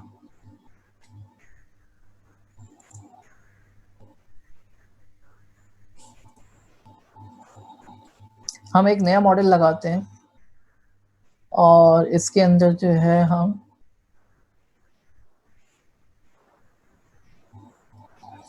दो लेयर्स लगा दी जीआरयू की। ठीक है, पहले एक लगाई थी हमने, अब दो लगा दी, तो मैं आपको बता चुका हूं पहले भी।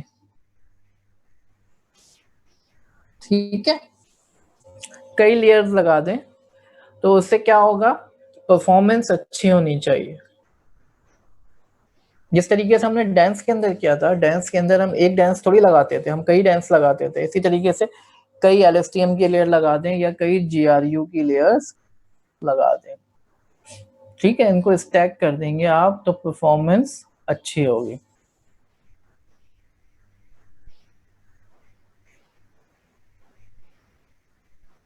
हाँ, दोनों लगाएं शकीब, ड्रॉप आउट के साथ रिकरेंट भी लगाएं, दोनों लगाएं।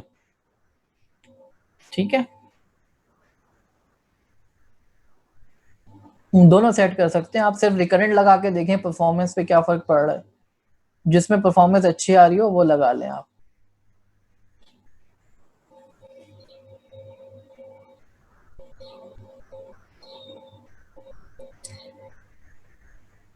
और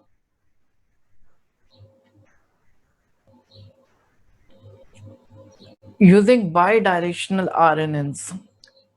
नॉर्मली जो है हम न्यूरल नेटवर्क पे काम करते हैं, मशीन लर्निंग पे काम करते हैं, नेचुरल लैंग्वेज प्रोसेसिंग पे काम करते हैं, तो हम लेफ्ट टू राइट रीडिंग कर रहे होते हैं डेटा की, ठीक है ना। लेकिन जो है आप बाई डायरेक्शनल भी बना सकते हैं, जो डेटा की रीडिंग राइट टू लेफ्ट भी हो और लेफ्ट टू राइट भी हो। तो जैसे अभी मैं क्या कर रहा था, अपने डेटा को प्रोसेस कर रहा था, तो मैं क्या कह रहा था, लुक बैक करने के लिए, तो वो पीछे के डेटा को देख रहा था। हम लुक बैक में आगे के डेटा को भी देख सकते हैं, ठीक है, आगे के डेटा को भी देख सकते हैं। तो मिसाल के तौर पर नीचे एक एग्जांपल आ रही है,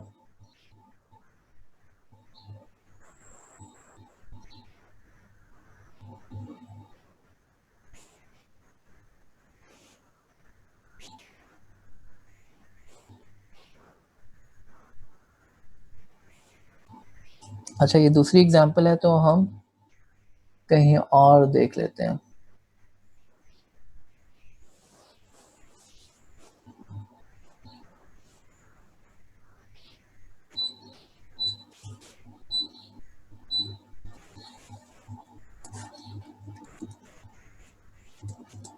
बाई डायरेक्शनल RNN। तो IMDb का डेटा हम लोड कर रहे हैं,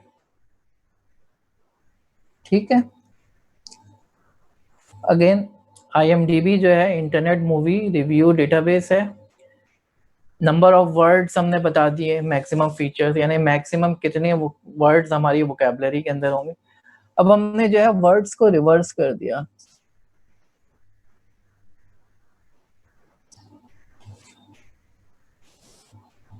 रिजल्ट्स बेटा ये तो टाइम लग जाएगा ना, अगर मैंने जो है इसको चला के ट्रेनिंग के लिए छोड़ दिया, फिर हम वेट करते हैं तो काफी टाइम लग जाएगा। तो आप लोग घर पे चला के देखिएगा, ठीक है। तो अगर IMDb मूवी रिव्यू डेटाबेस में हमने डेटा को रिवर्स कर दिया, ठीक है, ट्रेनिंग डेटा, टेस्ट डेटा सबको रिवर्स कर दिया, हर सेंटेंस को हमने रिवर्स कर दिया, तो क्या फर्क पड़ता है अभी हम जरा नोट करते हैं। अच्छा क्वेश्चन ले लेते हैं।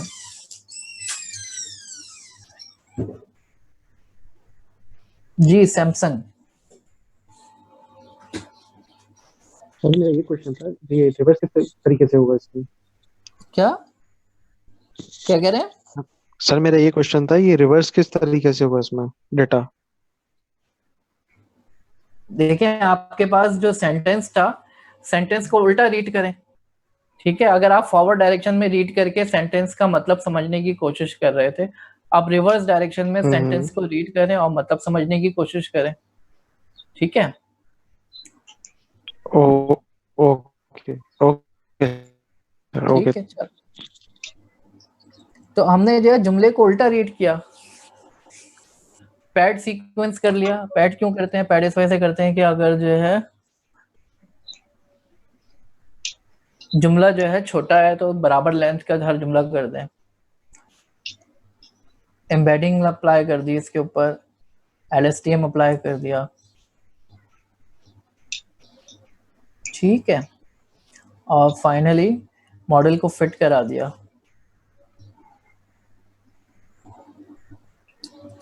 अभी तो हमने इस पर बाई डायरेक्शनल लगाया भी नहीं है, हमने सिर्फ जुमले को उल्टा रीड किया है। तो हमारे पास देखें परफॉर्मेंस पे अच्छी आएगी परफॉर्मेंस। ऐसा नहीं है कि जुमला उल्टा रीड करने से जो है नेटवर्क जो है वो कुछ समझ नहीं पा रहा हो, नेटवर्क फिर भी समझ पाएगा, ठीक है, क्योंकि ये तो ह्यूमन नहीं है ना, ये तो मशीन है। मशीन जो है रिवर्स रीड करके भी पैटर्न निकाल सकती है, उसका काम तो पैटर्न निकालना है। तो अभी हम पहले हम फॉरवर्ड रीड कर रहे थे, अब रिवर्स रीड कर रहे हैं, और फिर हम दोनों डायरेक्शन में रीड करेंगे। उसके बाद हम दोनों डायरेक्शन में रीड करने का क्या तरीका है? बाई डायरेक्शनल RNN क्या होता है? अगर आप इसकी डायग्राम देखें, बाई डायरेक्शनल RNN जो है फॉरवर्ड में भी रीड करेगा और रिवर्स में भी रीड करेगा, और फिर दोनों को देखें। पहले ABCDE रीड हो रहा था और एक और आरएनए है जो EDCBA को रीड कर रहा है, फिर दोनों को मिला के जो है आरएनए के थ्रू मर्ज कर रहा है रिजल्ट्स को, तो ये ज़्यादा अच्छी परफॉर्मेंस देनी चाहिए इसको यूज़ करने का तरीका क्या है? सिंपल सा तरीका है, बाई डायरेक्शनल आरएनए की क्लास इस्तेमाल कर लें। तो ये सारे टूल्स हैं, आप इनमें से कोई भी टूल आपके लिए यूजफुल हो सकते हैं, आपको इन सब के बारे में पता होना चाहिए। आप इनमें से कोई भी टूल को इस्तेमाल करके अपना काम करवा सकते हैं। तो हमने क्या करा, बाई डायरेक्शनल आरएनए यूज कर लिया, ठीक है। अब इसकी परफॉर्मेंस देख सकते हैं कैसी आती है। इसको मैंने स्टॉप कर दिया क्योंकि टाइम नहीं है हमारे पास, हमें ये चैप्टर कंप्लीट करना है। इसको रन करते हैं।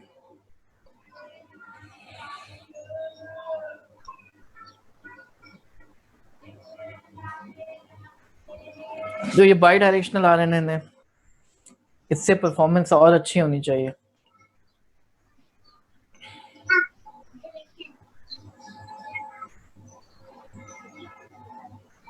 तो नहीं ऐसा लग रहा है कि तो ढूंढ लो कोई ढूंढ लो।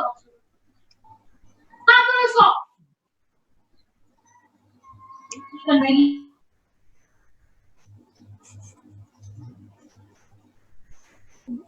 ठीक है जी, आगे चलते हैं। इसको आप घर पे चला के देख लीजिएगा। बाई डायरेक्शनल आरएनए है, बाई डायरेक्शनल GRU आप इस्तेमाल कर सकते हैं। तो आप you can go even further.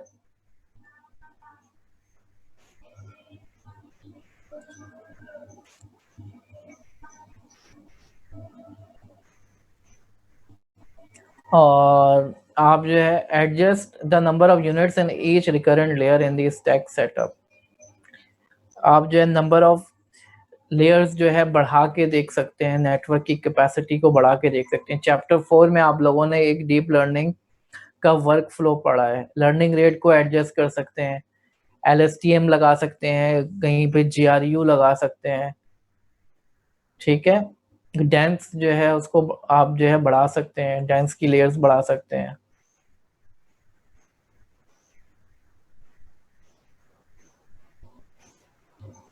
तो ये डिफरेंट चीजें हैं जो आप करके देख सकते हैं। अब हमारा आखिरी टॉपिक है sequence processing with convolutional neural network. हमने चैप्टर नंबर 5 में कॉन्वोल्यूशनल न्यूरल नेटवर्क को पढ़ा है।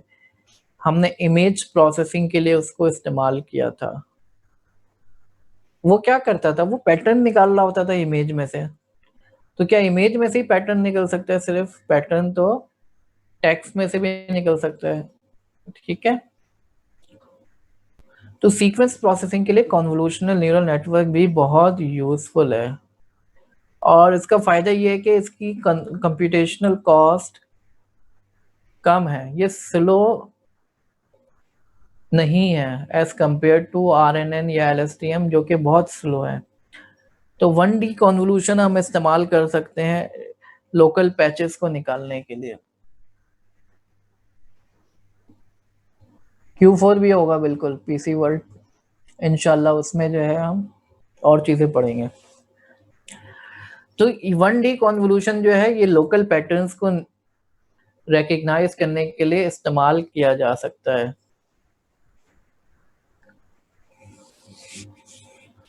और क्योंकि इसमें ये फायदा होता है कि ये ट्रांसलेशन इनवेरिएंट होते हैं, तो एक पैटर्न जो एक जगह पे आपने रीड किया वो दूसरी जगह पे यूजफुल हो सकता है, दूसरी जगह पे मिलेगा उसको रिकॉग्नाइज कर लेगा।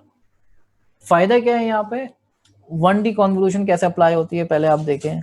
ये 1D कॉन्वोल्यूशन अप्लाई होती है, ठीक है। ये एक पॉइंट पे मौजूद है, इस पॉइंट पे,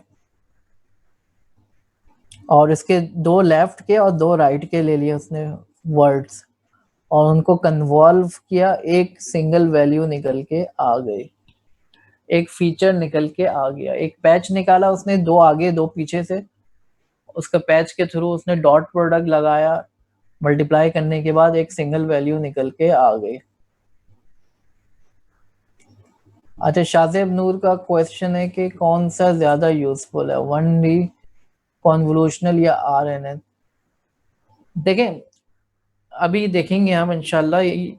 1D कॉन्वोल्यूशन की कुछ लिमिटेशन है। पहली बात तो ये कि फास्ट है ये, लेकिन हम इस्तेमाल इस तरीके से करते हैं कि 1D कॉन्वोल्यूशन के बाद हम RNN लगा देते हैं, ठीक है? तो दोनों को मिला के इस्तेमाल करते हैं। 1D कॉन्वोल्यूशन का फ़ायदा ये फास्ट है, लेकिन इसकी कुछ लिमिटेशंस हैं।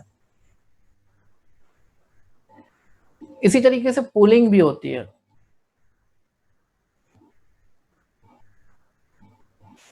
पूलिंग भी होती है, पूलिंग, मैक्स पूलिंग पढ़ी है ना हमने, तो आप जो है मैक्स पूलिंग भी अप्लाई कर सकते हैं, एवरेज पूलिंग भी अप्लाई कर सकते हैं, ठीक है? जरा अप्लाई करके देखते हैं हम।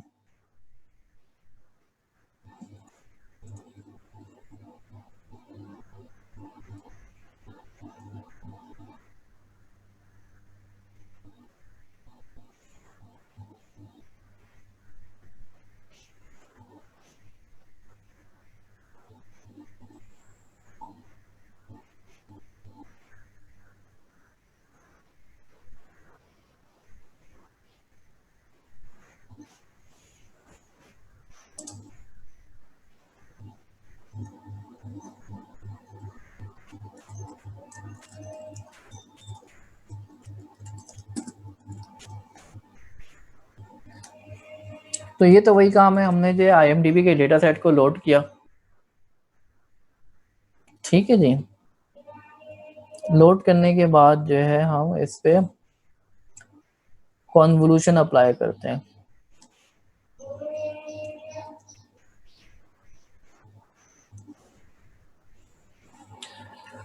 कॉन्वोल्यूशन 1D अप्लाई किया। अच्छा, यहाँ पे एक चीज नोट करिएगा, क्योंकि ये 1 डायमेंशनल कॉन्वोल्यूशन है तो हम इसमें साइज बढ़ा सकते हैं। हम नॉर्मली 3x3 का यूज कर रहे थे, लेकिन अब यहाँ पे जो है आपने जो है 1 डायमेंशन है तो आप 7 बता रहे हो, तो आप थोड़ा सा नंबर बड़ा रख सकते हो, 7, 9।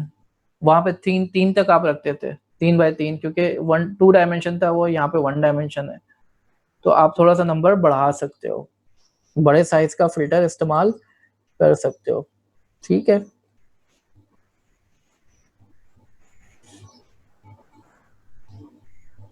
और इसको हमने रन किया, ये थोड़ा सा फास्ट है। अब ये रन हो रहा है, हम जब तक के जो है आगे चलते हैं।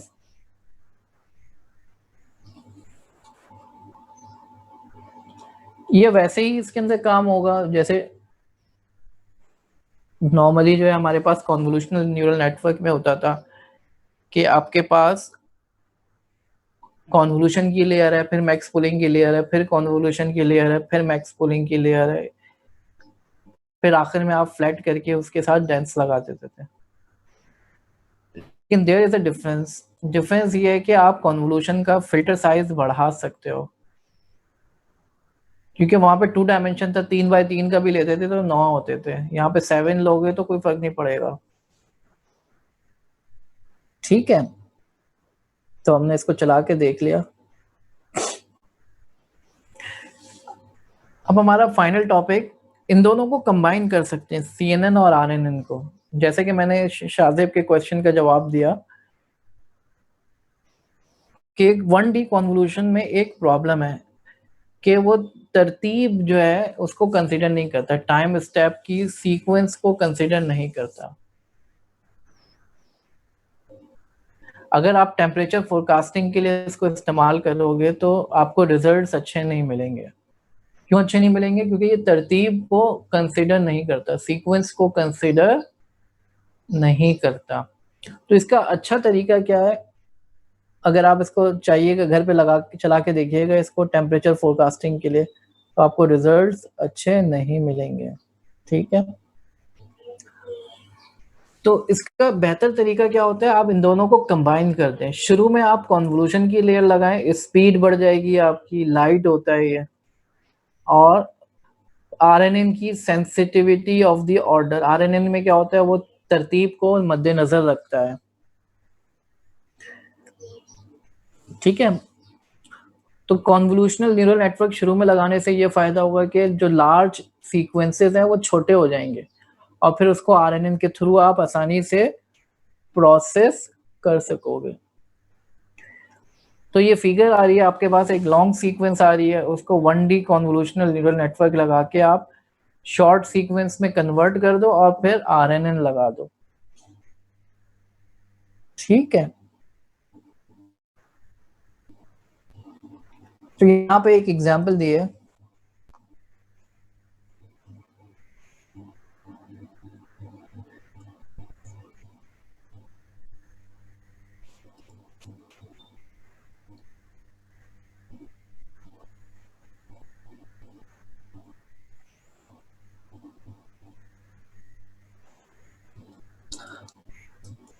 आरएनएन और सीएनएन को मिला के इस्तेमाल किया है।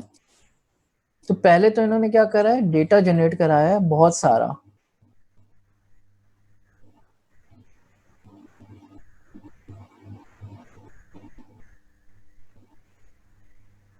तो हमारी जो पिछली एग्जांपल थी उसी को हम पहले उठा लेते हैं।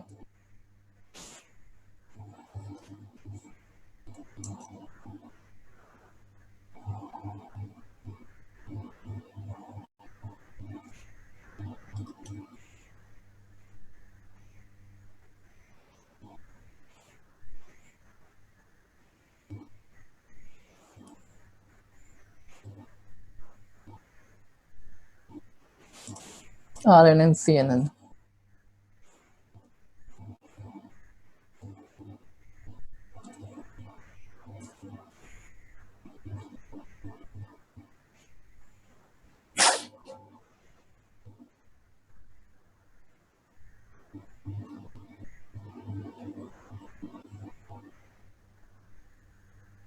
अच्छा चलें शहजादा, आपकी सवाल मैंने नोट कर लिया है, इस पे मैं वीडियो बना दूंगा।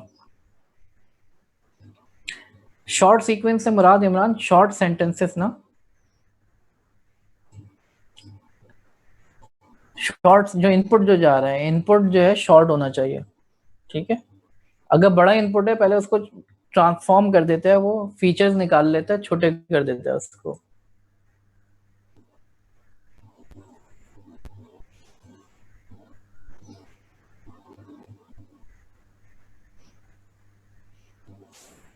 डेटा क्यों लॉस होगा? क्योंकि सीक्वेंस निकाली है उसने, फीचर्स निकाल लिए ना, काम की चीजें निकालनी, डेटा तो लॉस नहीं होगा। सीएनएन भी तो फीचर्स निकालता है, डेटा उसमें भी मैक्स पूलिंग अप्लाई करता है, तो काम की चीज तो रहती है ना।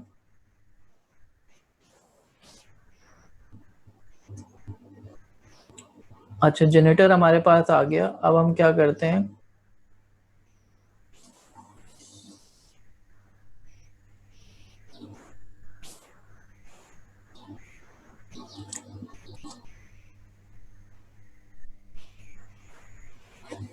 अब स्टेप हमने कम कर दिया। स्टेप कम करने से क्या होगा, डेटा ज्यादा आएगा।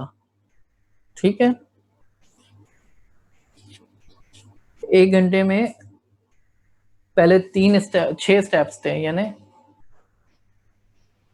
6 के गैप से जो है हम ले रहे थे, तो 1 घंटे में आ रहा था डेटा हमारे पास घंटे वाइज। अब आधे घंटे पे आ रहा होगा डेटा, 30 मिनट हमने रख लिया।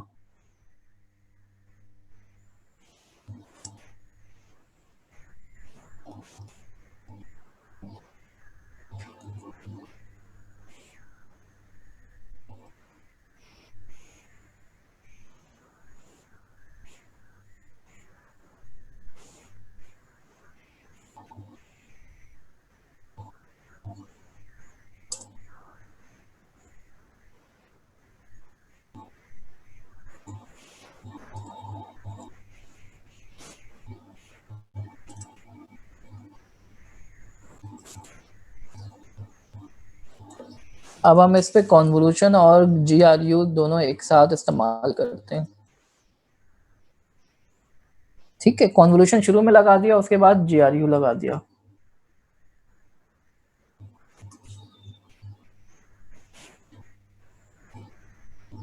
और मॉडल को फिट करा दिया।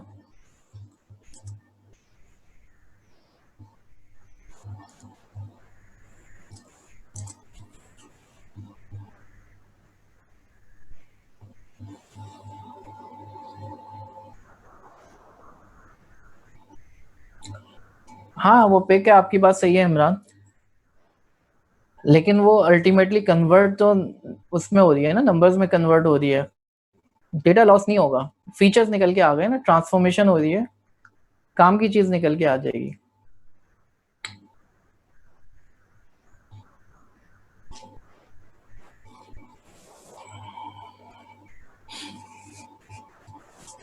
तो यहाँ पे हमारा चैप्टर नंबर 6 कंप्लीट हुआ।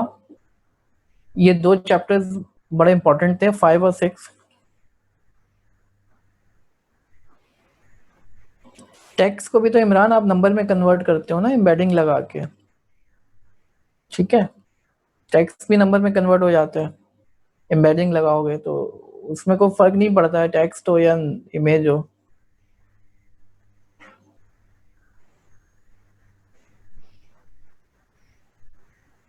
इसको देख लेते हैं, कंपाइल रन हो रहा है ये, अब ये देखें थोड़ा फास्ट चल रहा है ये, हालांकि डेटा हमारे पास बहुत ज्यादा है।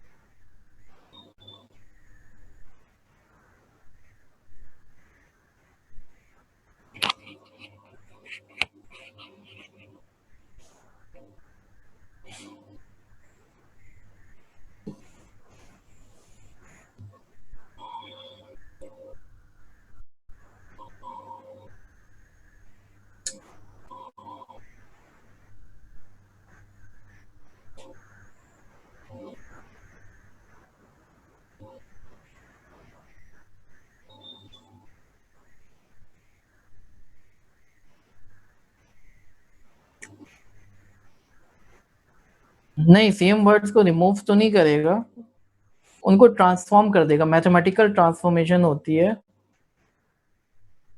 उसमें से काम की चीजें जो वर्ड्स जो है, जैसे इमेजेस पे तो हमने देखा कि जो फीचर्स निकालना होता है वो इस तरीके के होते हैं, जैसे एजेस निकल के आ रही हैं, वो काम की होती हैं, फिल्टर्स के बाद इमेज शार्प हो जाती है।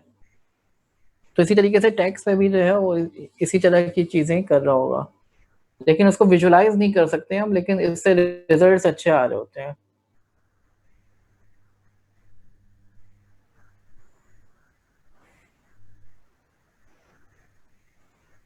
मिनहाल क्विज का अभी अनाउंसमेंट तो नहीं हुई है, लेट्स सी, देखते हैं।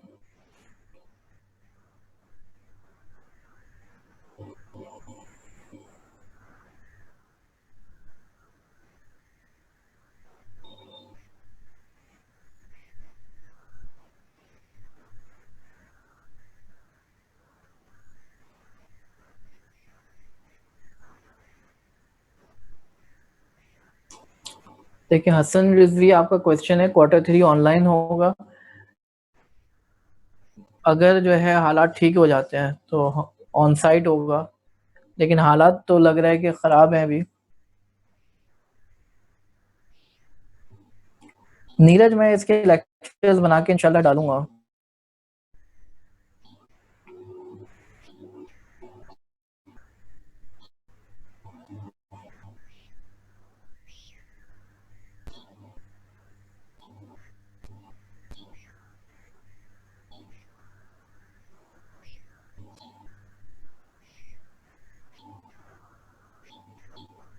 एसन का सवाल है टेक्स्ट के पैटर्न्स कैसे निकलेंगे, जैसे इमेज के पैटर्न्स निकल रहे थे वैसे ही टेक्स्ट के पैटर्न्स निकलेंगे, बस हम उसको विजुलाइज नहीं कर सकते।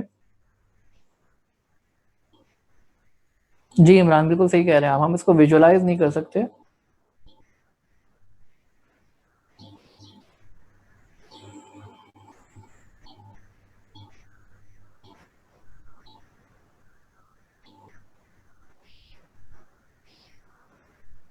देखते हैं, असाइनमेंट्स की बात करेंगे सर्जिया से, अगर असाइनमेंट से काम बन जाए तो असाइनमेंट भी ले सकते हैं।